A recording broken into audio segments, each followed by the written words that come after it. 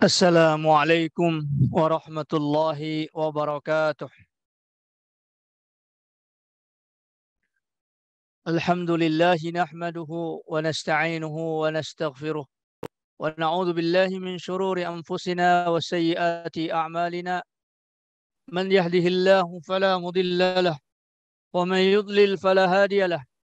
Asyhadu an la ilaha illallah wahdahu la syarika lah wa asyhadu anna Muhammadan abduhu wa rasuluhu la nabiyya ba'da. Allahumma salli wa sallim wa barik ala Muhammad wa ala alihi wa sahbihi ajma'in. Rabbi israh li sadri wa yassir li amri wahlul 'uqdatam min lisani yafqahu qawli amma ba'du. Para jemaah sekalian yang dirahmati Allah tabaraka wa taala, para pengurus yang saya muliakan, hadirin hadirat jemaah kaum muslimin baik yang di masjid maupun yang bisa mengakses kajian ini, semoga Allah Subhanahu wa taala memberikan taufik kepada kita senantiasa memperbaiki iman Islam kita dan mengistiqomahkan kita di jalan al-Islam ini sampai Allah Subhanahu wa taala mengambil kita kelak dalam keadaan husnul khatimah, akhir yang baik, iman yang baik, dan ditempatkan oleh Allah tabaraka wa taala di tempat yang terbaik, itu jannah, surganya Allah tabaraka wa taala. Ikhwati azzakumullah, Al-Imam Al-Bukhari dan Al-Imam Muslim mengeluarkan satu hadis yang sampai sanadnya kepada Nu'man bin Bashir. Rasulullah sallallahu alaihi wasallam bersabda, "Inna fil jasadi mudghatan idza salahat salahal jasadu kulluh wa idza fasadat fasadal jasadu kulluh. Ala wahiyya al-qalbu." Rasulullah SAW mengatakan di dalam tubuh manusia itu ada segumpal daging, mudghah. Ini bentuk fisik, ya, bentuk fisik, segumpal daging, segumpal organ. Idza salahat, apabila dia bagus, salahal jasadu kulluh, maka seluruh organ tubuh manusia dari ujung rambut sampai ujung kaki akan menjadi bagus. Wa idza fasadat, dan apabila dia rusak, fasadal jasadu kulluh, maka rusaklah seluruh tubuh manusia tersebut. Ala, ketahuilah, wahia, maka segumpal organ tersebut adalah al-qalbu. Ikhwati azzakumullah,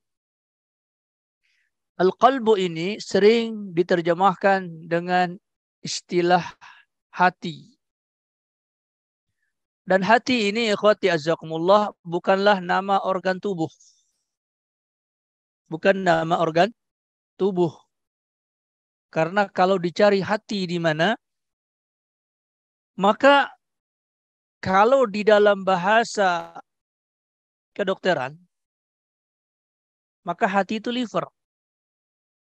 Dan bukan itu yang dimaksud. Ya. Maka istilah hati, ikhwati azzakumullah, itu diambil dari sebuah kata kerja yang bermakna qalaba yaqlubu, yaitu yang berbolak-balik, yang berdetak, kadang naik, kadang turun. Ini dari sisi fisik. Maka para ulama mengatakan bahwa yang dimaksud dengan al-qalbu secara fisik itu adalah jantung. Itu organ tubuh manusia yang berada di bawah rusuk kirinya. Di dalam rusuk kirinya. Maka itulah yang disebut dengan al-qalbu, yaitu jantung. Dan ikhwati azzakumullah, ternyata pekerjaan jantung mirip dengan namanya, yaitu al-qalbu, berbolak-balik, berdetak, naik turun. Dan juga ikhwati azzakumullah, ulama tibbiyah ulama-ulama yang bergelut di dalam dunia kesehatan. Di antaranya adalah kesehatan klasik, menyebutkan bahwa anggota tubuh yang bernama kalbu inilah yang menjamin atau yang mengatur kesehatan tubuh secara fisik. Ikhwati azakumullah, darah diproduksi dari jantung dan dipompakan ke seluruh tubuh. Masuklah darah ini melalui limpa, kemudian masuk ke dalam ginjal. Ginjal merubahnya menjadi nutrisi, dibagi. Ada yang menjadi nutrisi, ada yang menjadi sampah. Dan nutrisi ini ikhwati azakumullah kemudian disebarkan ke seluruh tubuh, baik yang berupa sumsum dan lain-lainnya. Dan otak kita ini ikhwati azakumullah sebagian besarnya adalah sumsum. Karena itu ketika Rasulullah Sallallahu Alaihi Wasallam menyebutkan al-jihadu sanamul ibadah, jihad itu puncaknya ibadah, wad du'a'u mukhul ibadah, dan doa itu adalah sumsumnya ibadah. Sumsumnya ibadah. Dan sumsum lebih banyak di otak manusia. Sehingga ketika kita melihat ada orang sering lupa, ya, sebentar-sebentar lupa. Lupa sebentar tuh alhamdulillah ya. Tapi kalau sebentar-sebentar lupa, itu gawat. Ini menunjukkan apa? Ada masalah di ginjal. Ada masalah di ginjal. Sehingga asupan dari otak itu terhalang. Karenanya Imam Ibnul Qayyim Al-Jauziyah menyebutkan satu riwayat dari Rasulullah Sallallahu Alaihi Wasallam bahwa orang kalau ingin berolahraga, yang menggerakkan tubuhnya, itu jangan sampai kelelahan. Apalagi kalau olahraga itu hanya untuk memperbesar otot sampai apa? Six-pack, sampai gempal-gempal itu badan. Maka kata beliau ini justru akan mengurangi asupan otak. Maka kalau orang ingin berolahraga cukuplah bagi dia untuk memerahkan wajahnya. Jadi kalau sudah wajah merah itu sudah cukup berolahraga.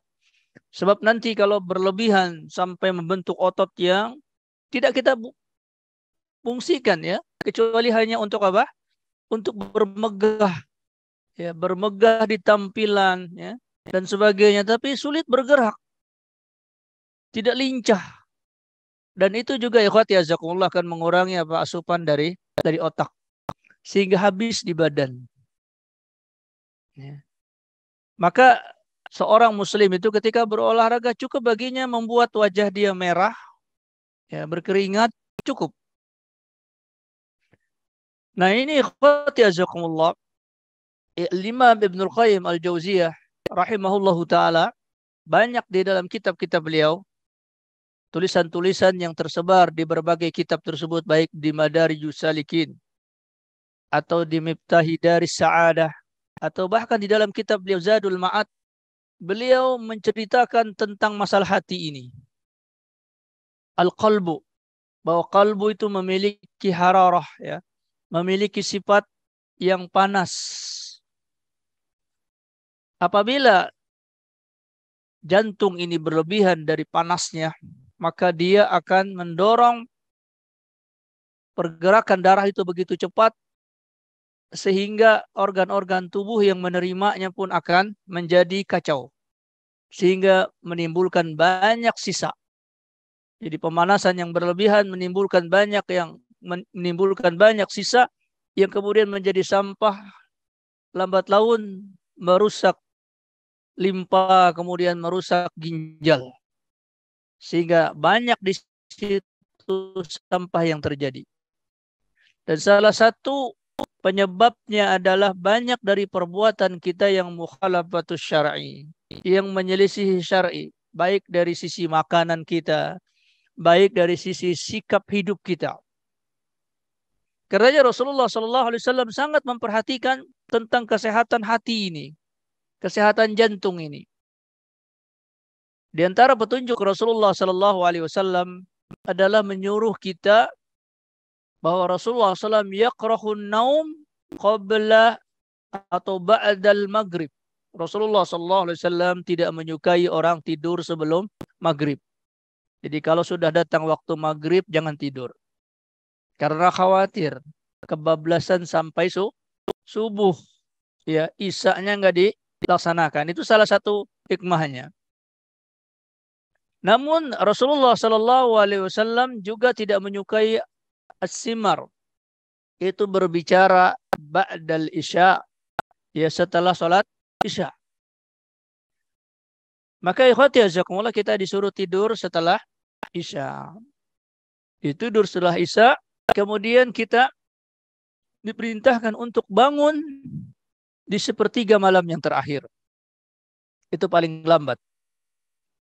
Paling tidak sepertiga malam, pertengahan malam sudah bangun. Itu dimulai jam 1, itu adalah waktunya bangun.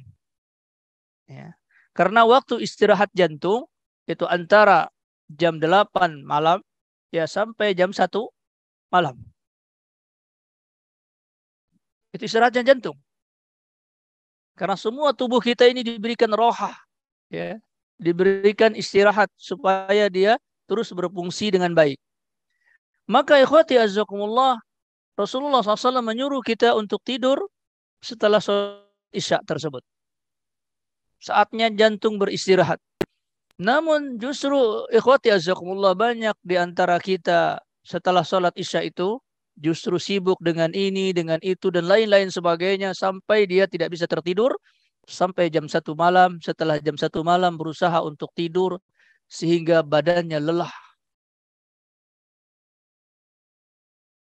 Jantungnya menjadi panas. Ini yang disebutkan oleh Imam Ibnul Qayyim Al-Jauziyah. Hararatul qalb. Jantung menjadi panas. Ini kita berbicara terlebih dahulu apa yang menyebabkan kita hidup di dunia ini dalam tanda kurung gerasak gerusuk. Perkataan yang tidak terkontrol. Akhlak yang tidak terkontrol. Salah satu sebabnya adalah fungsi jantung yang bermasalah. Karena gaya hidup kita juga bermasalah. Karena itu ikhwati azzakumullah, di dalam Islam itu tidur diatur. Ya. Tidur diatur. Allah tabaraka wa ta'ala berfirman, ya ayyuhal muzammil qumil layla illa qalila nisfahu aw inqus minhu qalila aw zid alaihi warattilil qur'ana tartila. Ini yang pertama kali. Bangunlah kalian. Wahai orang yang berselimut, bangunlah engkau. Qumil laila, bangunlah malam. Padahal ikhwati jazakumullah, malam itu untuk apa? Untuk tidur. Tetapi ada di waktu malam itu kita disuruh bangun. Dan ini apa? Perintah. Mungkinkah Allah Subhanahu wa ta'ala memerintahkan sesuatu yang salah? Kalla, tidak. Dan ketika Allah memerintahkan bangun, berarti apa? Berarti apa, Pak? Diperintahkan tidur. Tidak mungkin bangun terjadi kalau tidak ada tidur. Namun tidur itu ikhwati azakumullah disukai manusia. Tidur disukai manusia. Karena ada istilah apa? Kaum rebahan. Ya. Kalau sudah melihat kasur, tertidur. Tapi kalau bangun, nah ini berat. Terutama pada saat malam hari, di saat kita mulai terlelap. Ya. Maka diperintah oleh Allah untuk bangun. Disuruh bangun di sepertiga malam. Kalau nisfahu berarti setengahnya. Auzid alaihi, dan tambahkan sedikit. Apa makna tambahkan sedikit, Pak? Kalau kita hitung malam itu dari maghrib, ya, malam itu dari maghrib dan sampai di subuh, itu malam. Ya. Karenanya sholat maghrib itu adalah sholat malam apa sholat siang, Mbak? Hah? Sholat malam apa siang maghrib? Sholat siang. Karenanya disebut apa? Witrun nahar. Witrun nahar. Maghrib itu adalah witirnya siang. Artinya apa? Sholat paling akhir di siang menjelang awal malam. Ya, karenanya disebut dengan witrun nahar, yaitu witirnya siang. Malam nanti ada witirnya lagi. Ya, karenanya Imam Abu Hanifah rahimahullahu taala mengatakan witir itu hukumnya wajib. Hukumnya wajib. Kalau ada seorang muslim tidak melakukan witir maka berdosa. Ini menurut Al-Imam Abu Hanifah. Karena Rasulullah SAW mengatakan al-witru haqqun. Witir itu adalah hak. Kalau hak berarti apa? Berarti sesuatu yang harus dilakukan. Ya. Harus dilakukan.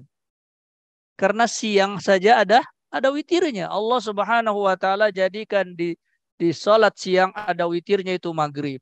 Karenanya dia tiga rakaat. Fa innahu witrun nahar. Karena sesungguhnya maghrib itu adalah salat witirnya siang hari. Dan malam nanti ada witirnya lagi. Orang salat tahajud kemudian diakhiri dengan witir. Atau jumlah dari salat malam itu adalah 11 rakaat atau hitungan ganjil. Hitungan ganjil. Maka ikhwati azakumullah, ketika seseorang tidak tidur pada saatnya tidur dan tidak bangun pada saatnya bangun, maka terjadi kerusakan. Dan kerusakan yang pertama kali ada di qalb, di jantung. Maka jantung ini menjadi panas. Ketika dia harusnya istirahat, disuruh kerja. Ya, disuruh kerja terus. Ya, sehingga panaslah jantung ini. Ketika jantung ini panas, maka ketika dia memompa, pompanya menjadi lemah. Ya, kemudian terkadang dia menjadi kencang, sehingga timbullah panas. Kalau dia baru anak muda, oke. Kayak beli pertama kali motor. Ya, digeber kencang saja, kencang dia larinya. Masih baru, ya, masih grace. Tapi kalau sudah lama-lama dibawa terus, maka pengapiannya jadi rusak sehingga menimbulkan banyak kotoran. Ya, banyak kotoran. Maka terjadilah penumpukan. Mulailah orang merasakan asam urat, mulai sering lupa, mulai kencing nggak beres, dan lain-lain sebagainya. Karena ikhwati azakumullah, para ulama sirah mengatakan Rasulullah Sallallahu Alaihi Wasallam di antara asbab wafatnya beliau itu bukan karena kesalahan hidup sehingga menimbulkan penyakit lah, tidak. Kita bisa bayangkan ikhwati azakumullah, Rasulullah Sallallahu Alaihi Wasallam melakukan perang Tabuk. Perang Tabuk kapan itu terjadi? Perang Tabuk terjadi pada tahun setelah perjanjian Hudaybiyah, ya, yaitu sekitar tahun ke-7 Hijriyah. Berapa usia Rasulullah pada tahun ke-7 Hijriyah?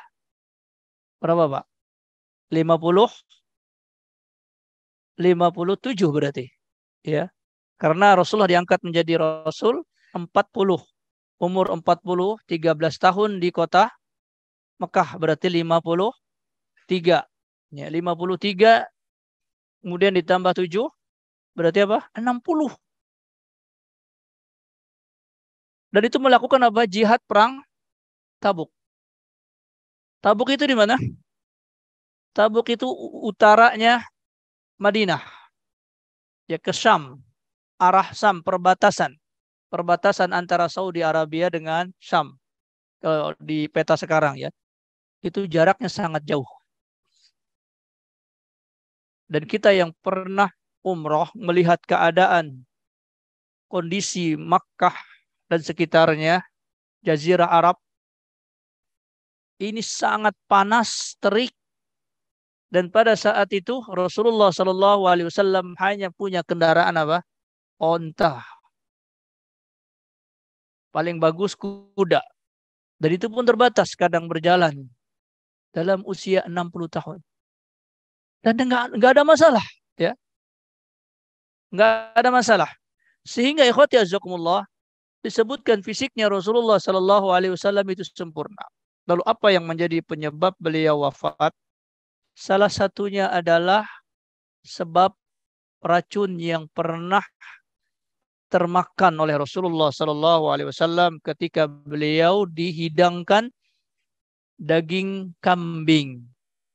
Beliau dihidangkan daging kambing, ternyata daging kambing itu diracun.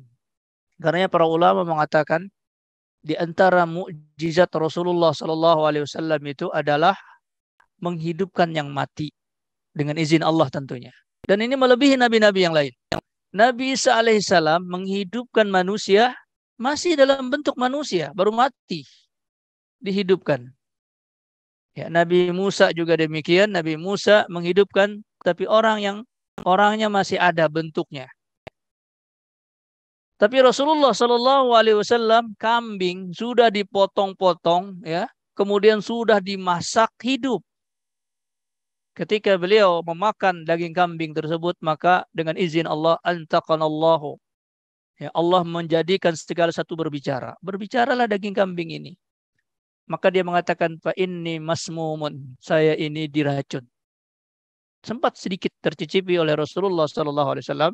Sehingga salah satu indikasi ketika Rasulullah wafat, itu terjadi hararah yang sangat panas.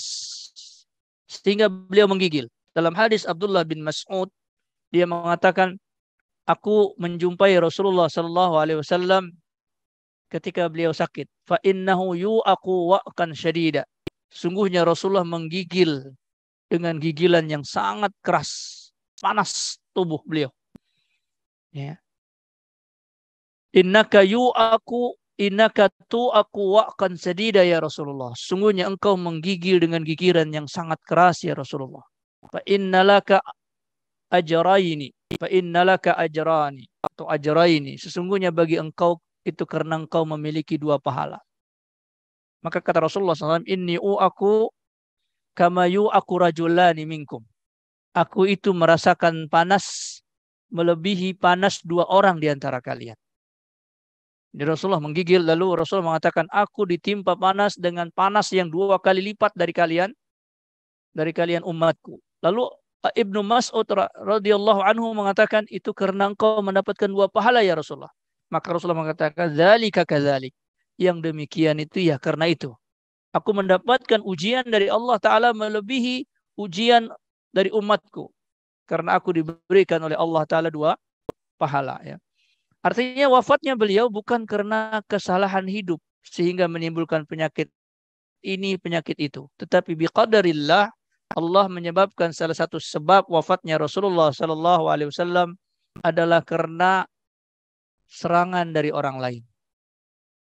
Serangan dari orang lain. Karena Rasulullah SAW dari semua sisi beliau memiliki kesempurnaan, termasuk fisik beliau, Beliau tidur pada saatnya tidur, beliau bangun pada saatnya bangun. Karena itu ikhwati azakumullah, ini dari sisi apa? Dari sisi fisik. Bahwa jantung itu sangat harus dipelihara. Orang tidak boleh makan kecuali makan yang menyehatkan dia. Ya ayyuhalladzina amanu kulu min thayyibati ma kasabtum. Wahai orang-orang yang beriman, makanlah kalian dari yang terbaik yang kalian upayakan. Manusia itu Bapak Ibu yang dirahmati Allah, apa yang paling gak kuat? Godaan yang paling gak kuat apa? Makan. Kalau yang lain-lain itu masih bisa ditahan. Karena sebab kesalahan Adam alaihissalam pertama kali di surga apa? Urusan makan. Ya, urusan makan. Godaan yang paling besar itu masalah makan. Ya. Dan ini yang menjadi asupan manusia sehingga berubahlah keadaan jantung mereka menjadi panas yang berlebih, ya, dan kemudian lelah sehingga timbul kerusakan fisik. Kerusakan fisik. Ini dari sisi tibbiyah, ya, dari sisi tib. Kemudian ikhwati azakumullah, yang paling besar pengaruh dari kerusakan di dalam jantung manusia atau hati manusia adalah kerusakan ma'nawi. Kerusakan ma'nawi. Yaitu kerusakan yang bersifat makna yang tidak bisa dilihat dengan indera, tidak bisa diselesaikan oleh kedokteran. Tetapi yang bisa membersihkannya, menyehatkannya adalah din agama. Din agama. Dan ini ketika kerusakan hati dari sisi maknawi ini akan merubah perilaku kehidupan manusia. Al-Imam Ibnu Qayyim Al-Jauziyah mengatakan satu penyakit yang paling besar di dalam hati adalah asyirku billah. Ini penyakit hati, tadi jantung. Jadi dia memiliki rongga ruhiyah. Rongga ruhiyah. Apa yang dilihat oleh mata, apa yang didengar oleh telinga, disampaikan ke otak. Disampaikan ke otak, lalu otak meminta fatwa kepada hati, kepada jantung. Karenanya di dalam Al-Quran dikatakan, huwallazi akhrajakum min butuni ummahatikum la ta'lamuna syai'a. Dialah Allah Ta'ala yang mengeluarkan kalian dari perut ibu kalian tanpa memiliki ilmu. Thumma ja'ala lakumus sam'a wal absarah wal af'idah. Kemudian Allah jadikan telinga, mata, lalu afidah hati. Kita melihat, kita mendengar dari fungsi otak. Lalu kemudian otak bertanya kepada hati. Lalu hati memberikan fatwa, lalu otak inilah yang memerintahkan anggota tubuh untuk bergerak. Sesuai dengan fatwa yang datang dari hati. Dan ikhwati azzakumullah, yang pertama kali merusak hati adalah asyirku billah, kesyirikan. Karena Allah Subhanahu wa taala mengatakan inna syirka la zulmun azim. Kesyirikan itu adalah kezaliman yang besar. Itu apa? Asyirku itu, syirik itu adalah orang mengambil ilmu pengetahuan laisa minallah, tidak dari sisi Allah. Itu syirik. Jadi dia mengambil informasi, mengambil pengetahuan yang sesungguhnya adalah bukan ilmu pengetahuan. Jadi segala sesuatu yang tidak ada landasan dari syar'i, dari syariat, baik secara langsung maupun isyarat, maka itu adalah kehancuran, hoax. Dan ketika orang berpikir hoax, maka yang dia pikirkan adalah dirinya sendiri. Dirinya sendiri. Sehingga ketika dia memikirkan diri sendiri, dia akan menzalimi orang lain. Dan ikhwati azzakumullah, ilmu tauhid, ilmu akidah tidak bisa didapatkan oleh manusia kecuali melalui para nabi dan rasul. Orang kalau sudah terkena syirik, dia tidak akan bisa melepaskan dari syirik itu kecuali telah datang kepada dia ilmu dari Allah. Dan tidak bisa didapatkan ilmu itu dengan pengalaman dia, ya dengan upaya dia, nggak bisa. Karenanya ikhwati azzakumullah, Allah mengutus manusia yang diberi wahyu oleh Allah Ta'ala untuk menjelaskan masalah tauhid. Ya. Masalah tauhid. Karena memang tidak bisa didapat kecuali dengan wahyu Allah. Karenanya ketika terjadi kemusyrikan yang pertama kali, kapan itu terjadi kemusyrikan pertama kali? Di masa akhir dari keturunan Nabi Adam alaihissalam. Tidak bisa mereka lepas dari kemusyrikan. Lalu apa? Allah turunkan Rasul yang pertama. Yaitu apa? Nuh alaihissalam. Kalau Nabi Adam, Rasul atau Nabi? Bukan Nabi, juga bukan Rasul. Nabi Adam alaihissalam, Nabi itu artinya apa? Menghabarkan. Yaitu ada berita dari seseorang disampaikan oleh orang lain. Nah, penyampai berita ini namanya Nabi. Adakah orang lain sebelum Adam alaihissalam? Enggak ada. Beliau orang pertama, ya. Beliau orang pertama. Al-Imam At-Tabari menyebutkan jarak antara Nabi Adam sampai kepada Rasulullah itu 6.000 tahun. 6.000 tahun. Jadi kalau ada penelitian 10.000 tahun sebelum Masehi tentang orang purba, berarti apa? Bukan Nabi Adam itu. Ya, karena Nabi Adam dengan Nabi Isa alaihissalam jaraknya 6.000 tahun. SM itu apa? Sebelum Masehi. Maksudnya apa? Sebelum kelahiran Nabi Isa. Jadi kalau ada penelitian tentang fosil-fosil 10.000 tahun sebelum Masehi, nyata itu bukan fosil manusia. Ya, bukan fosil manusia. Artinya apa? Manusia pertama yang diturunkan oleh Allah Ta'ala di muka bumi yaitu Adam alaihissalam. Tidak ada lagi manusia sebelumnya. Karenanya Nabi Adam bukan Nabi. Karena beliau tidak menghabarkan dari orang lain. Tidak menyampaikan dari orang lain. Beliau pertama. Rasul. Beliau juga bukan seorang Rasul. Dalam arti diutus ke satu kaum. Karena orang-orang yang sesudah Nabi Adam alaihissalam siapa? Anak beliau.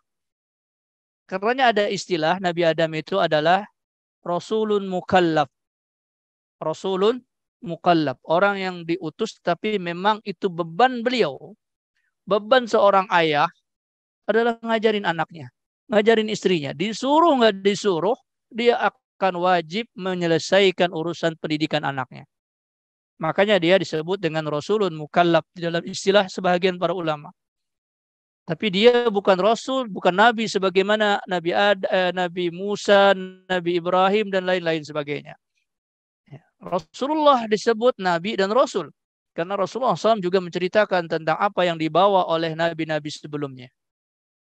Kemudian secara khusus Allah mengutus Rasulullah SAW. Intinya Nabi Nuh alaihissalam disebut Nabi karena terjadi pertama kali kemusyrikan. Yaitu hilangnya ilmu agama, orang tidak lagi kenal kepada Allah, lalu orang merekayasa siapa Allah itu, siapa Tuhan kita itu. Karena nggak ada ilmu, maka mesti manusia akan merekayasa. Oh, Tuhan itu adalah yang paling besar, yang paling berpengaruh dalam hidup kita, yaitu matahari. Kalau nggak ada matahari, tumbuhan rusak, nggak bisa tumbuh, nggak bisa begini. Oh, kalau begitu Tuhan itu matahari. Yang lain lagi tidak, bukan matahari tapi bulan. Yang lain lagi mengatakan bukan, itu pohon yang paling besar itu. Yang tidak bisa kita peluk itu Tuhan kita. Macam-macam persepsi. Karena tauhid tidak akan bisa didapat kecuali dengan ilmu syar'i.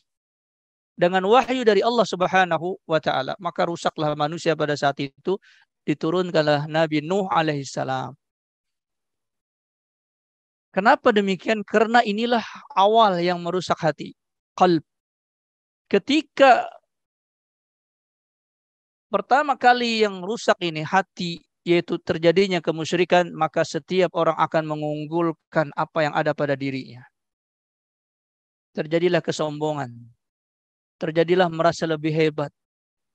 Merasa lebih berkuasa. Bahkan sampai kepada sayalah yang paling tinggi. Ana rabbukumul a'la. Ini tingkat kesyirikan yang sangat besar ketika manusia mengangkat dirinya sebagai Tuhan. Pada saat itu berubahlah akhlaknya. Berubahlah akhlaknya. Menjadi menindas, kasar, merasa paling benar. Melakukan hal-hal yang keliru dalam hidup. Ya. Karena dia memikirkannya sendiri. Dan sebaliknya ikhwati azzakumullah, ketika dia sudah mulai dikenalkan kepada Allah bahwa ada yang paling tinggi, paling mulia, paling agung, yang paling sempurna, tidak ada aib, maka ketika dia sudah dikenalkan kepada tauhid, berubahlah manusia itu. Dan orang yang paling ma'rifah, paling mengenal kepada Allah siapa? Rasulullah sallallahu alaihi wasallam. Kenapa kita katakan demikian? Karena syariat nabi-nabi terdahulu belum sempurna. Sehingga pengenalan kepada Allah belum sempurna. Sampai kepada Rasulullah baru al-yauma akmaltu lakum dinakum wa atmamtu alaikum ni'mati wa raditu lakumul Islam madina. Maka sempurnalah ma'rifat tauhid kepada Allah, syariat kepada Allah. Maka Rasulullah lah menjadi manusia yang paling mengenal Allah dan paling sempurna syariatnya. Apa yang terjadi ikhwati azakumullah? Muncullah firman Allah Ta'ala, innaka la'ala khuluqin azim. Sesungguhnya engkau wahai Muhammad adalah orang yang berperilaku dengan perilaku yang paling hebat. Paling agung, sikap, akhlak. Apa sebabnya? Karena hati beliau dipenuhi dengan tauhid, pengenalan kepada Allah Subhanahu wa taala. Ketika seorang sudah bertauhid, maka tidak ada yang dilakukannya kecuali apa yang diperintah oleh Allah. Syariat. Dan muncullah ini dalam sikap. Ya. Karenanya akhlak itu, ikhwati azzakumullah, bukan sesuatu yang dianggap semata-mata baik oleh manusia. Bukan. Tetapi yang dianggap baik oleh Allah Subhanahu wa taala. Walaupun terlihat seperti akhlak yang mulia. Contoh, satu saat Mu'ad bin Jabal radhiyallahu anhu pergi ke Yaman. Pergi ke Syam. Lalu di sana dia melihat orang-orang sujud kepada pendeta. Menghormat, mengagumi pendeta dengan sikap yang luar biasa. Tunduk. Lalu Mu'ad bin Jabal berkata kepada sahabatnya, temannya. Dia bilang, bagaimana pendapat kamu? Man huwa afdal? Ar-Rahib atau Rasulullah SAW? Mana yang lebih mulia, pendeta itu atau Rasulullah? Maka sahabatnya bilang apa? Jelas Rasulullah. Kalau mereka begitu hormatnya, begitu santunnya kepada pendeta itu dengan sujud, maka kita lebih layak untuk melakukan itu kepada Rasulullah Sallallahu Alaihi Wasallam. Karena terlihat bagus, ya, sujud, menghormat, merendahkan diri sampai serendah-rendahnya kepada rahib tersebut. Dan yang ditangkap pertama kali apa? Sikap baik, sikap hormat, sikap akhlak. Pulanglah Mu'ad bin Jabal ke Madinah. Sampai di Madinah, sujudlah dia kepada Rasulullah Sallallahu Alaihi Wasallam. Rasulullah bingung, nih orang kenapa? Kok bisa begini? Pulang-pulang dari negeri Syam, kok jadi begini? Ditanya kepada Mu'ad, kenapa engkau melakukan ini wahai Mu'ad? Lalu dia bilang, saya lihat di negeri Syam, rahib dihormati begini. Dan aku yakin seyakin-yakinnya engkau ya Rasulullah lebih mulia dari rahib itu. Maka apa yang dilakukan orang kepada rahib itu lebih layak untuk aku lakukan kepada engkau. Ini namanya ilmu pengamatan perasaan. Saya rasa lebih bagus. Saya rasa lebih mulia. Tapi Rasulullah menolaknya. Tidak ya Mu'ad. Bukan begitu ya Mu'ad. Itu bukan akhlak. Seandainya, sekiranya ada seseorang yang disuruh sujud kepada manusia, la amartum ra'atan an tasjuda li zawjiha. Maka akan aku perintahkan istri untuk sujud kepada suami. Itu kalau ada orang bisa sujud-sujud kepada manusia yang lain. Tapi tidak ada. Kalau yang berhak untuk sujud itu adalah seorang istri sujud kepada suami. Kata Rasulullah Sallallahu Alaihi Wasallam. Tapi itu tidak ada di dalam Islam. Bahkan seorang istri pun tidak boleh sujud kepada suaminya. Karena manusia tidak boleh terjadi kemusyrikan. Mengunggulkan sesuatu melebihi Allah. Sikap rendah, sikap sujud itu hanya diberikan kepada Allah. Karena kalau dia sujud kepada yang lain, mesti dia diatur oleh syahwat. Maka muncullah kerusakan akhlak. Kalau sudah syahwat yang mengatur, maka terjadilah kerusakan di dalam sikap. Mesti orang akan menindas, mesti orang akan menghinakan. Ya. Satu bangsa akan menghinakan bangsa yang lain. Ya. Satu pribadi akan menghinakan pribadi yang lain karena dia merasa lebih mulia, lebih hebat. Agamanya lebih hebat. Aturannya dirinya sendiri lebih hebat. Tapi kalau dia mengikuti aturan Allah Subhanahu wa taala, terjadilah ucapan yang dikontrol oleh wahyu. Akhlak yang dikontrol oleh wahyu. Muamalah yang dikontrol oleh wahyu. Dan kerusakan itu terjadi ikhwati azakumullah ketika orang tidak takut kepada Allah. Sebagaimana yang pernah kita singgung, Allah sudah menampakkan berbagai macam akibat-akibat yang dilakukan oleh manusia ketika manusia melanggar aturan Allah. Tetapi apa yang terjadi? Terulang juga. Ya. Terulang juga kerusakan itu. Kenapa? Karena mereka tidak mengenal Allah. Peringatan itu hanya terjadi apabila Allah. dan dia takut kepada Allah. Makanya dikatakan wa tarakna fiha ayatan lilladzina yakhafuna al-adzabal alim. Suatu saat saya didatangi oleh seorang suami mengeluhkan tentang istrinya. Wa na'udzubillahi min dzalik. Semoga Allah menyelamatkan kita. Bercerita istrinya telah tertarik dengan laki-laki lain. Dan telah terjadi berbagai macam hubungan-hubungan rahasia. Mungkin juga sebaliknya terjadi.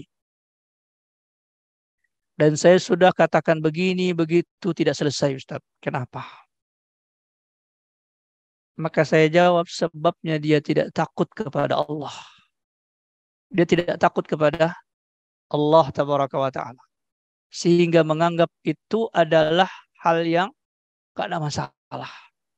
Padahal kalau dia takut kepada Allah, maka tidak ada yang menjadi keridhaan Allah, kecintaan Allah, kecuali sikap baiknya kepada suaminya.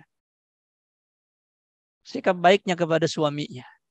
Maka dia akan berlaku baik kepada suaminya. Karena hubungan suami istri itu, Bapak Ibu yang dirahmati Allah, mau mereka bercanda, mau mereka serius, mau mereka begini, begitu, ya selagi itu perkara mubah, itu semuanya jadi pahala. Jadi pahala semuanya. Yang mungkin bagi orang lain jadi dosa. Ya. Bahkan berdusta untuk menyenangkan pasangan, ini jadi pahala. Padahal bagi orang lain ini bisa menjadi dosa. Ya, karenanya syaitan itu yang paling ingin dihancur apa?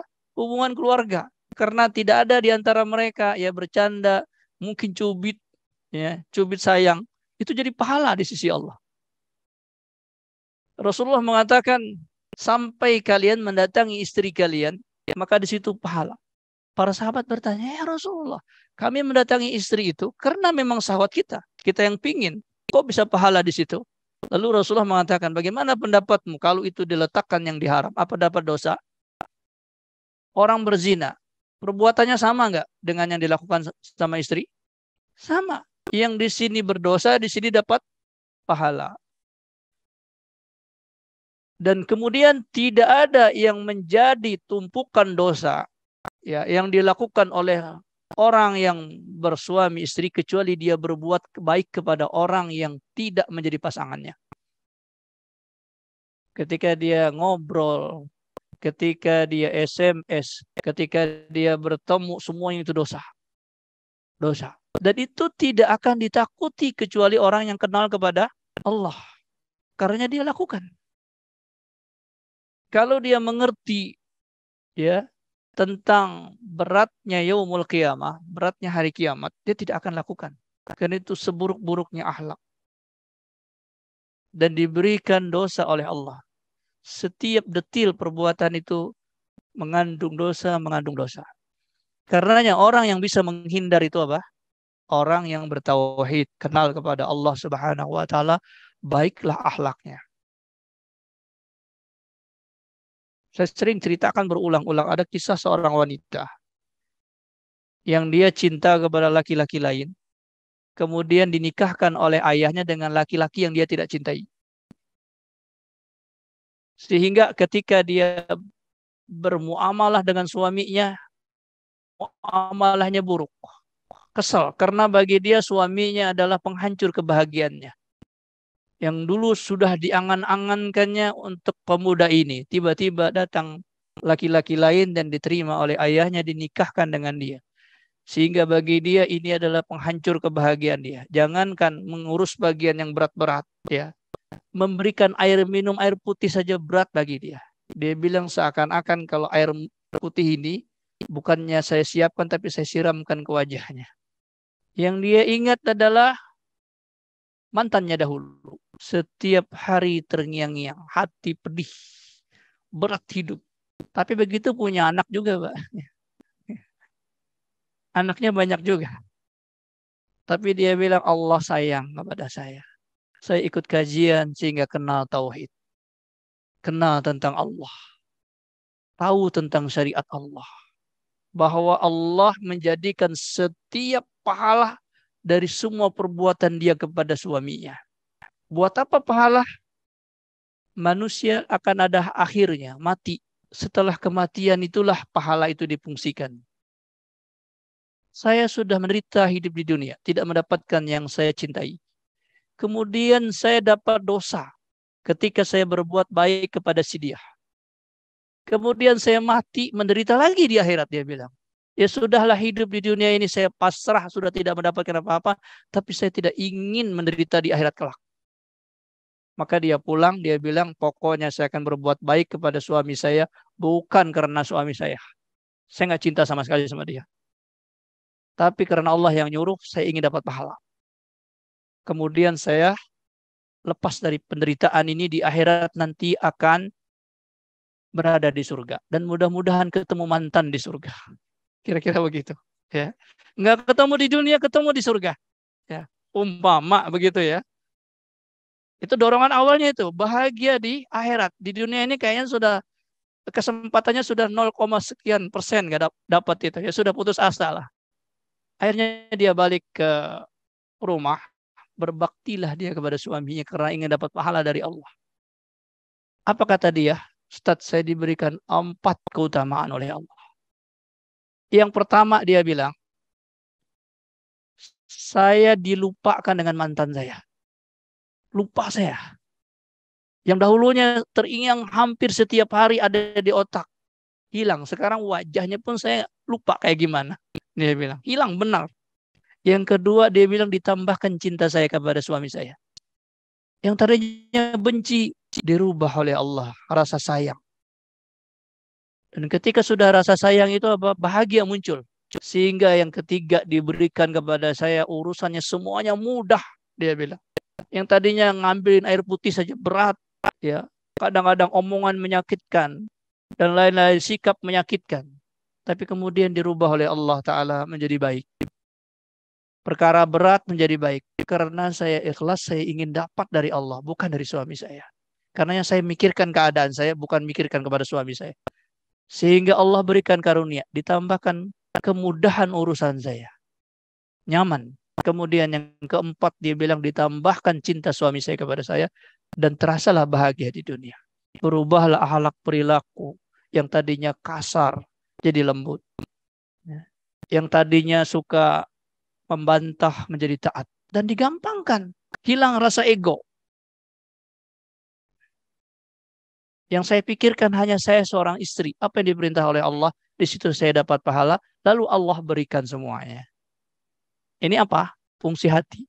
Kenal tauhid. Berubahlah dia. Akhlaknya, perilakunya dan sebagainya. Lalu ada yang mengatakan ada orang non-muslim. Dia tidak kenal Allah tapi akhlaknya bagus. Tapi akhlaknya bagus. Maka ini ikhwati azakumullah adalah karena dia ingin memuliakan dirinya. Maka dia bersikap baik. Ya, berbuat baik. Tapi tidak membawa dia kepada kebaikan kepada Allah Subhanahu wa taala. Dan akhlak yang paling buruk itu adalah akhlak kepada Allah Subhanahu wa taala. Ya. Kemudian ikhwati azakumullah. Perkara berikutnya yang membuat akhlak manusia menjadi rusak adalah ketika mereka mendengar sesuatu. Ketika mereka melihat sesuatu, langsung mereka lakukan. Langsung mereka sebar. Ya.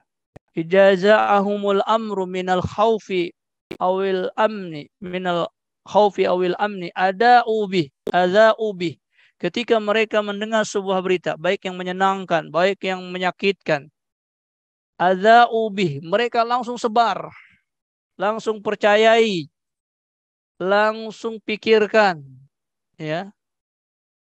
Padahal apa yang kita lihat itu tidak mesti sebagaimana yang kita lihat.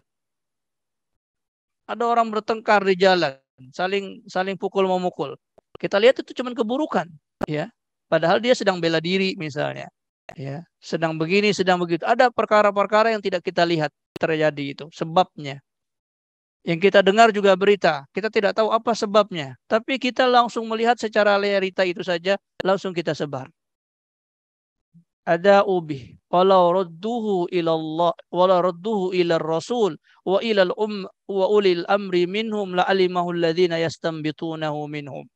Kalau seandainya apa yang dia dengar tadi, apa yang dia lihat itu dia bawakan kepada Rasulullah dan dia bawakan kepada ulil amri yaitu para ulama, maka dia akan tahu bagaimana hakikat sebuah hal yang dia dengar tadi, yang dia lihat tadi, apa yang harus dilakukan, apa yang harus disikapi.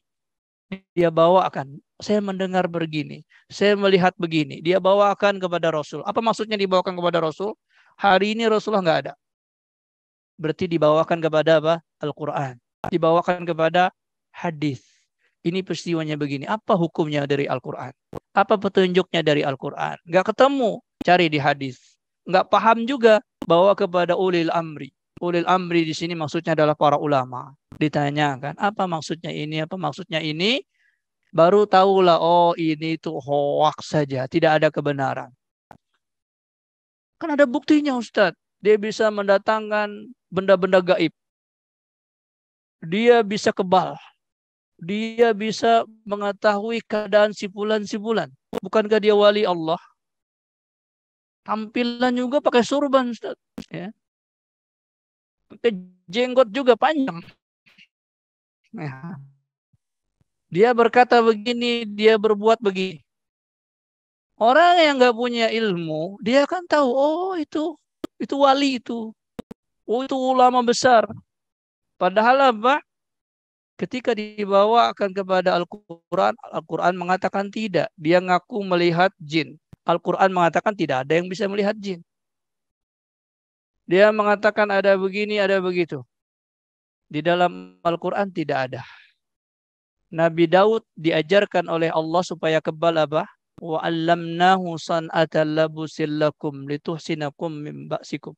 Allah ajarkan kepada Nabi Daud untuk bikin baju besi. Lituhsinakum, untuk menjaga kalian dari terpaan senjata. Orang ini tanpa pakai baju besi kebal. Oh berarti apa? Trik. Trik. Tapi kita kadang-kadang melihat begitu, langsung kita percayai, langsung kita inikan. Terjadilah kerusakan pikiran kita, maka terjadilah kerusakan mental. Habis materi, uang habis, ditipu lagi. Ya. Karenanya ikhwati azakumullah, orang-orang yang tidak punya ilmu, kecuali mereka yasa, maka tidak ada keinginan mereka itu illal hayatad dunia, kecuali hanya kehidupan dunia. Allah katakan, innal ladzina la yu'minuna bil akhirah la yusammunal malaikata tasmiyatal unsa. Orang-orang yang tidak beriman kepada hari akhir, mereka menamakan malaikat itu dengan sebutan putri Allah. Padahal kalau kita tanya, kamu ketemu Allah enggak? Ketemu malaikat enggak? Pernah ketemu malaikat? Belum. Lalu kenapa kamu bilang dia perempuan? Memang tahu jenis kelaminnya. Lalu Allah katakan, ma lahum bihi min ilmin. Mereka enggak punya ilmu. Iyattabi'una illa dhanna. Mereka hanya mereka-reka. Menduga-duga. Wa inna dhanna la yughni minal haqqi syai'a. Dan mereka-reka itu tidak akan membawa kebenaran sedikit pun. Fa'arid amman tawalla. Maka berpalinglah dari orang yang berpaling dari mengingat kita. Walam yurid illal hayatad dunia. Mereka tidak menginginkan kecuali apa? Hanya kehidupan dunia saja. Ingin dapat kekayaan. Walaupun tampilannya juhud, ya, tapi rekeningnya banyak. Ya. Ini yang terjadi, ikhwati azakumullah. Karenanya yang merusak akhlak kita dari apa yang kita dengar. Dari apa yang kita lihat tanpa kita dasarkan dengan ketauhidan tadi. Dengan ilmunya tadi. Sehingga membuat sikap orang menjadi salah. Walaupun kelihatan seperti berakhlak. Berkata lembut, berkata ini, tetapi semua itu adalah dibalut dengan kedustaan. Berbeda orang yang dipenuhi dengan ketauhidan, dengan ilmu syariat, maka sikapnya dia adalah sikap yang benar-benar bermanfaat dan terjadi. Karena Umar Ibnul Khattab melihat ada orang berjalan sambil nunduk-nunduk, khusyuk, dipukul pundaknya sama Umar. Kamu ngapain kamu begitu? Jalan kayak orang khusyuk. At-taqwa hahuna, kata Rasul, kata Umar. Takwa itu di sini, bukan di bentuk tampilan kamu masih muda jalannya kayak nunduk-nunduk, kayak orang menghinakan diri. Lah, tidak demikian ya. Seorang muslim harus kelihatan lebih bagus. Akhlak itu bukan seperti itu. Takwa itu adalah di dalam hati. Nggak perlu ditampak-tampakkan. Ya. Tampak. Apa yang diperintahkan Allah kerjakan. Apa yang dilarang oleh Allah tinggalkan. Jadi tidak perlu direkayasa. Tidak perlu dibuat-buat. Tidak perlu ditampakkan dalam pakaian yang berlebihan. Tidak perlu ditampakkan dalam sikap yang berlebihan. Sehingga apa yang diatur oleh Allah, maka itulah yang terjadi. Dan itu awalnya adalah tauhid, mengenal Allah, mengenal ilmu Allah.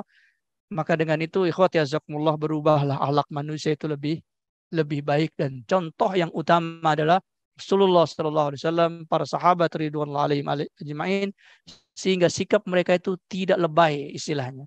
Kalau dalam akhlak pun tidak lebay, dalam perbuatan pun tidak berlebih-lebihan. Sesuai dengan perintah, sesuai dengan apa yang ditunjukkan oleh Allah, begitulah akhlak yang mulia. Nah, sampai di sini apa yang bisa kita sampaikan karena waktu kita terbatas.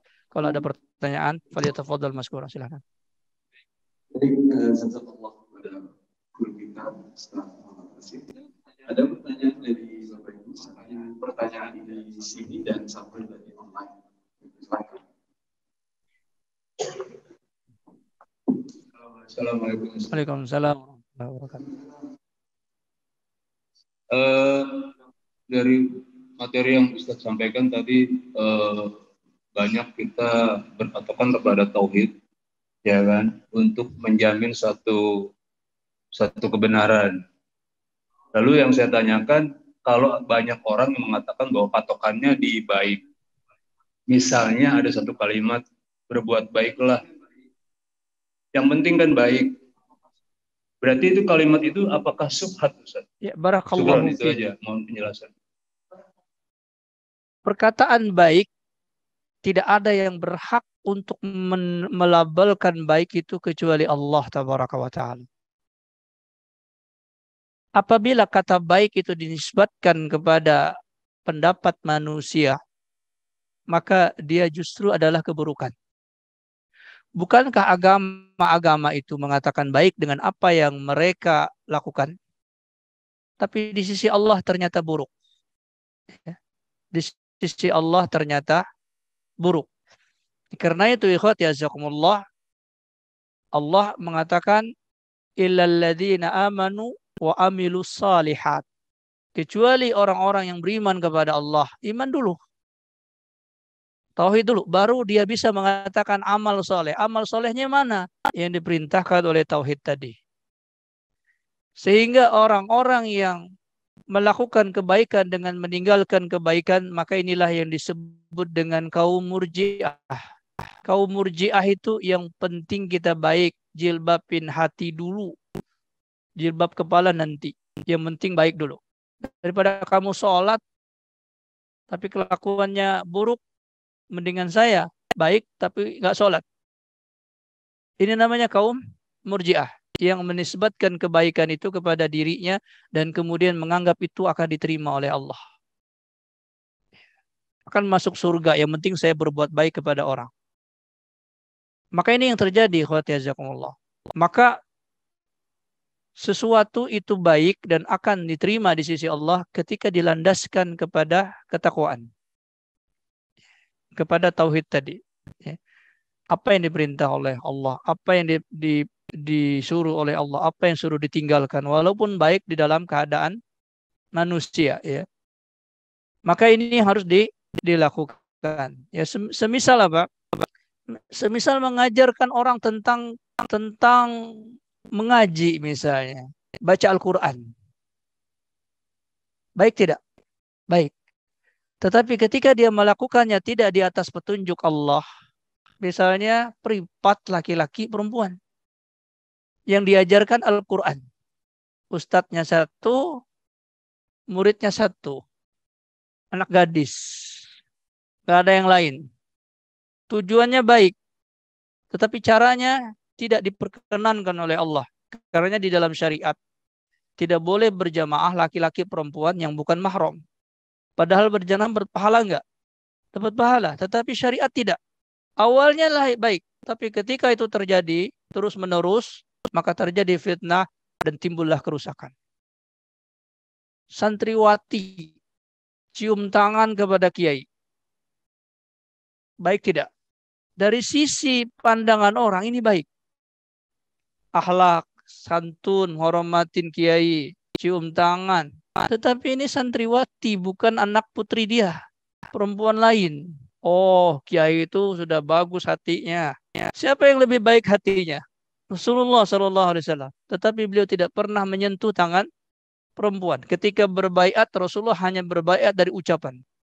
Padahal beliau orang yang paling bersih hatinya. Tapi ada aturan Allah. Dilaksanakan. Jadi tidak semua yang kita anggap baik, dianggap mulia. Ya. Bahkan ada yang protes. Ini wisuda saja, tangan dosennya nggak dicium. Seakan-akan sok suci. Bukan sok suci, itulah yang diperintahkan oleh Allah. Ya. Karena Islam tidak hanya memandang perbuatan itu dari perbuatannya saja.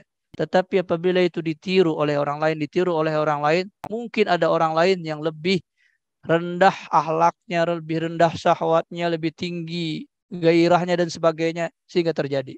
Karenanya sesuatu itu dipukul secara umum, dilihat secara umum, sehingga tidak semuanya hal yang baik itu baik, tetapi ada aturan syariat dan aturan syariat ini menjaga akhlak kita supaya tidak rusak.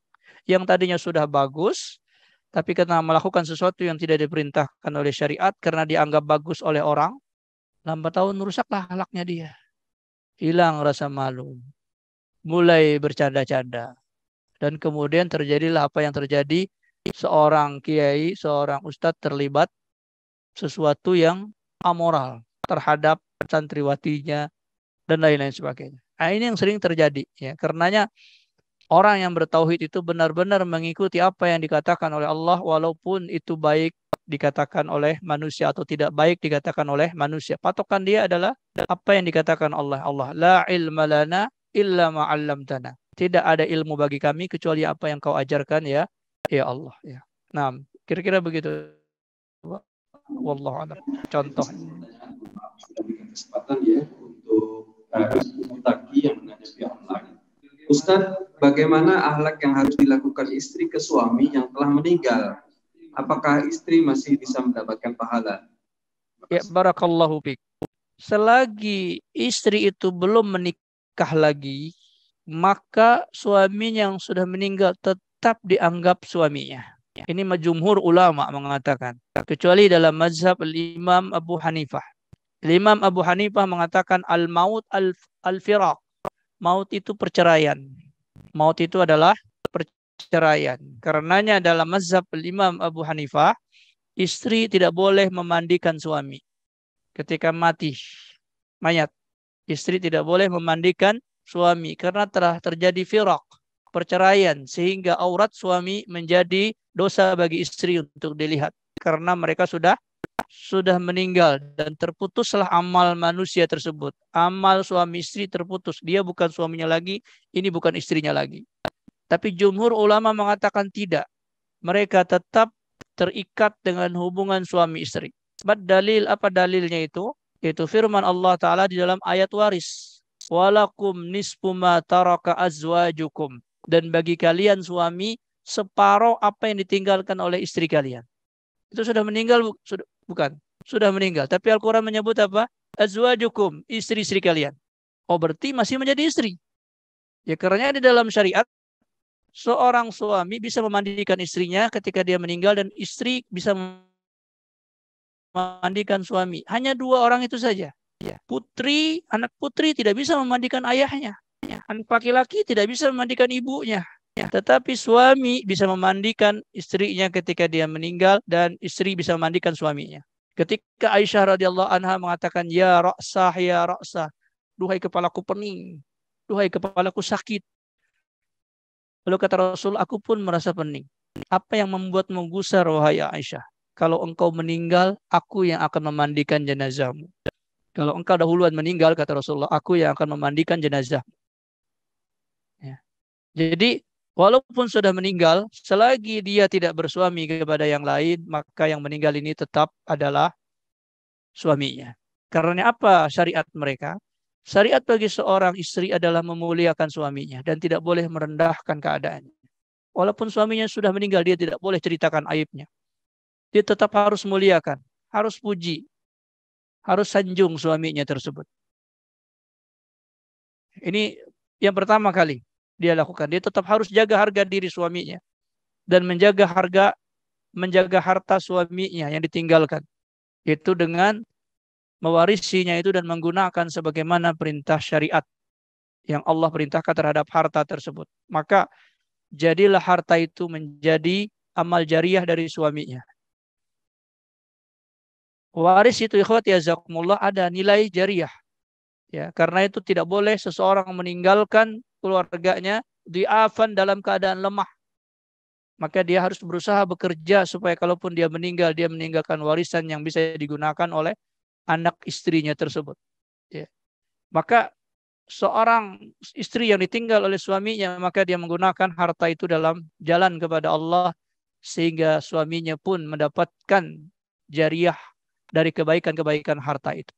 Dia gunakan untuk menyekolahkan anaknya, untuk kenal kepada Allah, maka sang suami ini pun dapat bahagian dari kebaikan-kebaikan tersebut. Ya, kemudian yang berikutnya adalah sama dengan yang lainnya, itu mendoakan suaminya yang sudah wafat itu dengan segala kebaikan, dengan segala ampunan dari Allah Subhanahu wa taala. Dan kemudian tetap menjalin hubungan yang baik terhadap keluarga suami, menyambung ke mertua, ya kalau masih hidup, ya ke saudara-saudaranya, mengenalkan anak-anaknya kepada kerabat-kerabat suami. Karena bagi seorang keluarga, kerabat suami itu lebih aqwa, lebih kuat daripada kerabat istri. Ya, apabila seorang keluarga memiliki anak perempuan, itu tidak boleh menikahkan anak perempuan ini kecuali paman dari pihak ayah, saudara ayah. Adapun saudara ibu tidak bisa menikahkan. Ya. Maka dia tetap harus menjaga hubungan baik kekerabatan dengan keluarga dari suami tersebut, ya. Ini di antara kebaikan-kebaikan tersebutnya. Wallahu a'lam. Nah. Jadi, jawaban-jawaban dari pertanyaan para jemaah. Demikian para jemaah sekalian, mengingat waktu sudah melewati waktunya. Terima kasih kepada para hadirin yang hadir, juga kepada hadirin yang mengikuti melalui kajian online. Subhanallahumma wa bihamdika, asyhadu an la ilaha illa anta, astaghfiruka wa atubu ilaik. Assalamualaikum warahmatullahi wabarakatuh.